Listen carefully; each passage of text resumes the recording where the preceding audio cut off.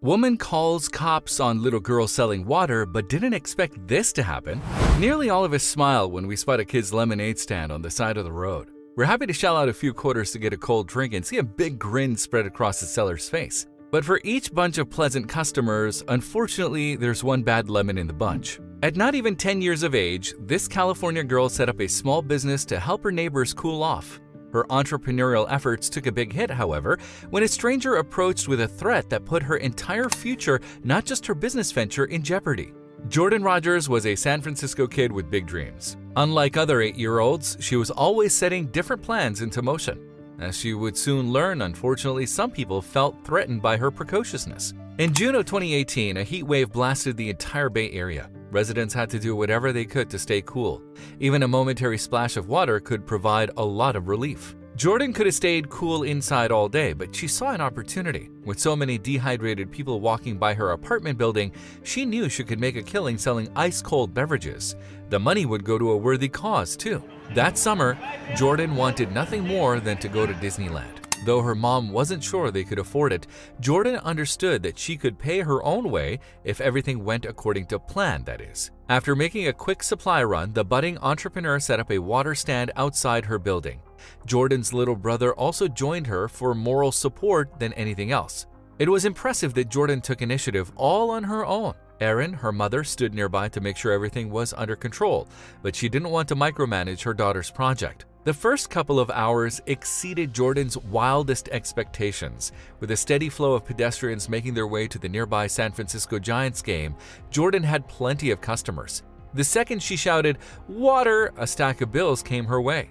After dozens of worry-free sales, another stranger approached Jordan's water stand. However, she didn't seem the least bit interested in a cold drink. With a phone in her hand and scowl on her face, she looked like she was out for blood. Her name was Allison Edel, though she didn't extend the courtesy of introducing herself. She barked that she was trying to work across the street, but Jordan was being too noisy. Moreover, she claimed the 8-year-old was breaking the law.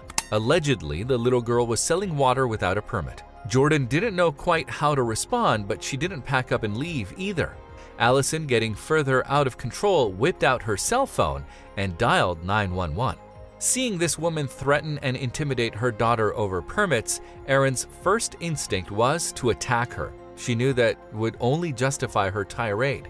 However, but if she recorded Allison's outrageous behavior, Erin could prove that she was the true villain. Erin brandished her own phone and took a video of Allison's 911 call. Barely able to string together coherent sentences, she told authorities that a little girl was selling goods on her property without a permit. Allison then hid behind a nearby wall, clearly ashamed.